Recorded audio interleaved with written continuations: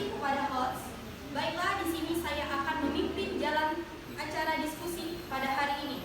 Sebelum kami memulai praktek, izinkan kami memperkenalkan diri terlebih dahulu. Saya Cindy Utami selaku moderator dan adapun anggota kelompok saya. Yang pertama itu ada Eka sebagai ketua simposium, dan yang kedua ada Nur Hasana sebagai host, dan yang ketiga ada Rizky Arini sebagai pembicara, dan yang keempat ada Messi sebagai penyangga, dan yang terakhir ada Ayu Wulandari sebagai pendengar. Baiklah, pada kesempatan kali ini sebagaimana yang kita dengar dan yang kita baca bersama-sama dari sosial media, sebuah kasus penceraian Ria Ricis dan Tengku Ria. Banyak sekali netizen yang menyoroti kasus tersebut. Pada kesempatan hari ini kita sama-sama akan membahas kasus tersebut. Baiklah, materi kami yang akan disampaikan oleh Nur Rizky Arini. Padanya kami persilakan.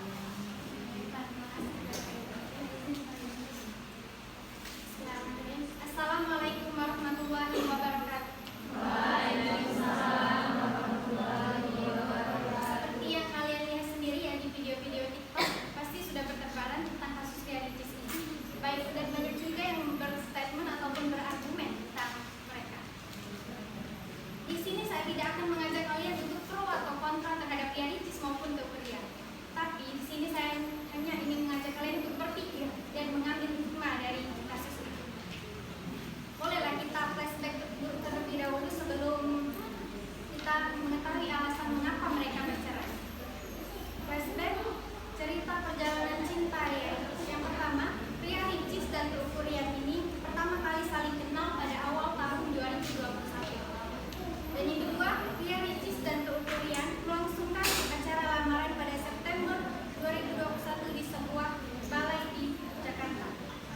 Keduanya resmi menyandang status suami istri pada 12 November 2021. Dan yang ketiga, setahun berselang Ria Ricis melahirkan anak pertamanya yaitu Muhammad. Usia 3 tahun menikah, Ricis menggugat Ria ke pengadilan. Ada 5 alasan yang memicu mereka ingin bercerai. Yang pertama, konflik dengan mertua. Kalian pasti tahu sendiri tentang masalah Ria yang meminum es. Menurut saya itu tidak salah. Orang tua menanyakan tentang makanan ataupun minuman anak. Dan yang kedua, komunikasi terganggu. Komunikasi terganggu ini mungkin karena kurangnya dialog ataupun komunikasi. Yang ketiga, kurangnya dukungan emosional. Dia namanya perempuan yang sedang hamil, dia pasti butuh dukungan dan butuh perhatian yang lebih. Dan yang keempat, perubahan sikap. Dan yang kelima, perlakuan dan komentar yang merendahkan dari suami istri. Dalam kasus ini saya menyayangkan 3 hal. Yang pertama, umur pernikahan mereka yang masih terbilang muda dan harus kandas. Dan yang kedua, tumbuh kembang anaknya tanpa didampingi oleh ayah. Memang anaknya baru berumur 1 tahun dan belum mengerti apa-apa. Tapi coba kita pikirkan masa depannya. Pasti dia akan melihat teman-temannya hidup dengan keluarga yang lengkap, sedangkan dia tidak. Karena jujur menjadi anak korban perceraian kedua orang tua itu benar-benar tidak enak, dan saya sudah merasakannya sendiri. Dan yang ketiga, keputusan mereka untuk memilih bercerai. Karena dalam ajaran agama sudah jelas bahwa perceraian itu tidak dianjurkan. Tapi jika memang tidak bisa dipertahankan lagi, ya sudah. Tapi mengapa tidak mencoba untuk mempertahankan? Intinya, menikahlah di usia yang tepat dan menikahlah jika kalian benar-benar sudah siap. Jangan terburu-buru dan pilihlah pasangan kalian itu dengan teliti dan benar-benar dipahami sikap dan perilaku. Terima kasih. Baiklah, terima kasih kepada pembicara. Kepada audiens, apakah ada yang ingin bertanya?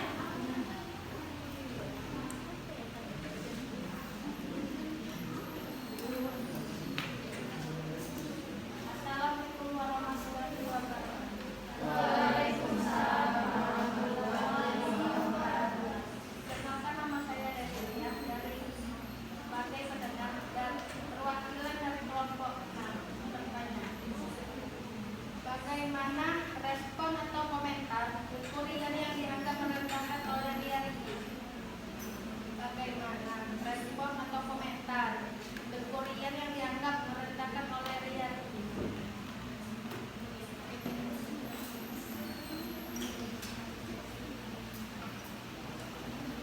Baiklah, apakah ada yang lagi yang ingin bertanya?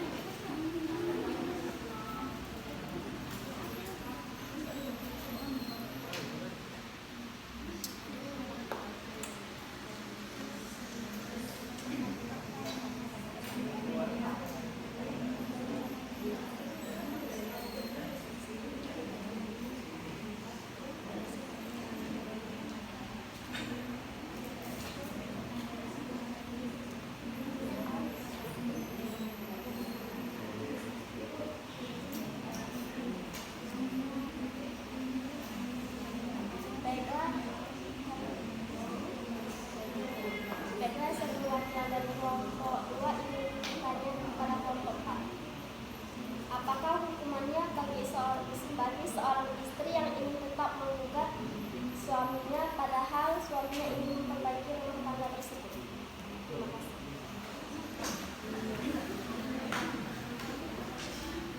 Terima kasih untuk penanya. Izinkan kami mendiskusikan pertanyaan tersebut. Kami sudah berdiskusi. Pertanyaan dari kelompok 6 yang akan dijawab oleh penyangga kami yaitu Messi Surya Utami. Filenya kami persilakan. Baik, mungkin sebelumnya udah menjawab pertanyaan dari saudari Dian. Yang pertanyaannya adalah bagaimana respon Rian dianggap merendahkan Rian ini? Responnya dia klarifikasi apa yang Rian tuduhkan padanya. Dia imbas soal penampilan karena Rianitis menganggap kritik Rian terlalu tajam. Contohnya Rianitis mulus dan mengomentari badannya terlalu rata. Tapi Rian membela kritikan tersebut bahwa itu ucapannya baik untuk Rian.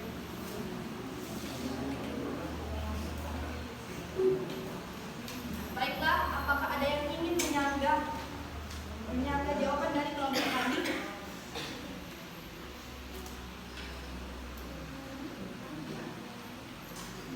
Baiklah, kalau tidak ada, silakan.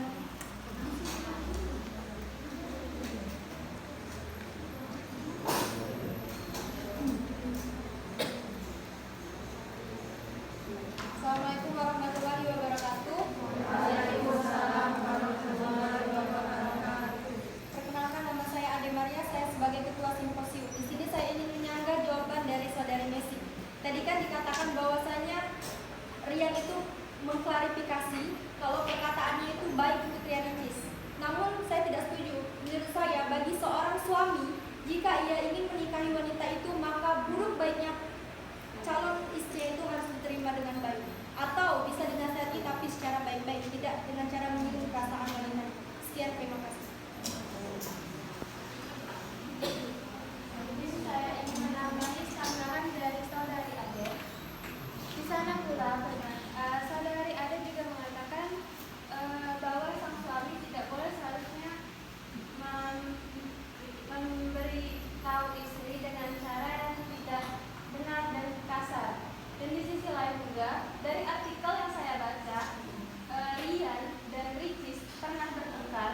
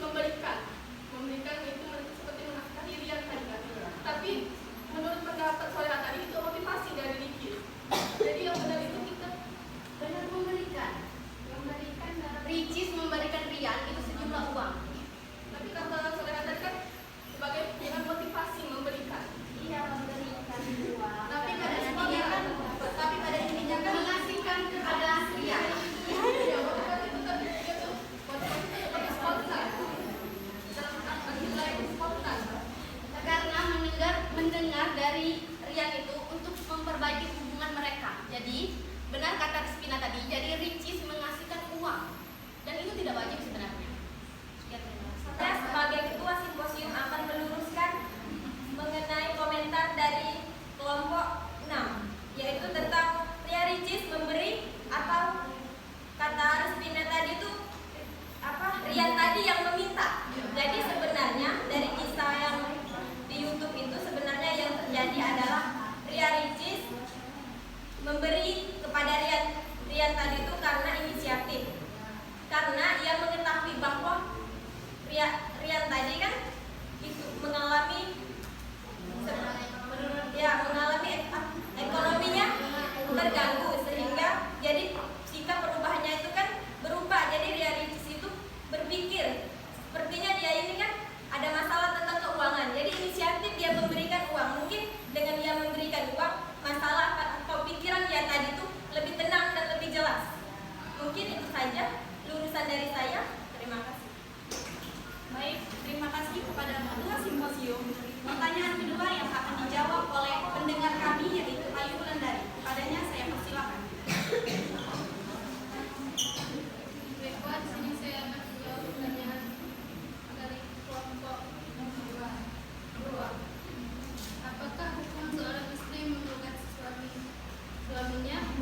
Hukum bagi suami yang menggugat orang istri dalam proses perceraian dapat bervariasi, tergantung pada undang-undang di negara tempat perceraian tersebut diajukan. Biasanya pengadilan akan mempertimbangkan berbagai faktor termasuk kebutuhan finansial, pembagian harta, dan hak asuh anak. Jika ada hukum atau sanksi bisa berupa berbagai harta secara adil, penentuan hukuman finansial atau keputusan hak asuh. Itu saja. Baik, terima kasih. Apakah ada yang ingin menyanggah pertanyaan dari kelompok kami? Jawaban dari kelompok kami? Silakan Novia. Assalamualaikum warahmatullahi wabarakatuh. Izin menyanggah. Bagaimana hukumnya bagi seorang istri ingin tetap menggugat suaminya, sedang suaminya ingin memperbaiki rumah tangga? Seperti yang kita ketahui, perceraian adalah perkara yang halal dan haram. Dalam Islam kan, meski halal, tetapi Allah Subhanahu wa Ta'ala sangat membenci perceraian. Hukuman atau langkah hukum yang diambil dalam situasi seperti ini akan tergantung pada hukum yang berlaku di negara tertentu, seperti di Indonesia sendiri. Biasanya, dalam kasus perceraian, pengadilan akan menimbang beberapa faktor, termasuk upaya memperbaiki rumah tangga, kepentingan anak, dan faktor-faktor lainnya. Dalam beberapa kasus, mediasi seringkali dilakukan di dalam pernikahan. Mediasi dilakukan itu sebelum untuk memutuskan melanjutkan atau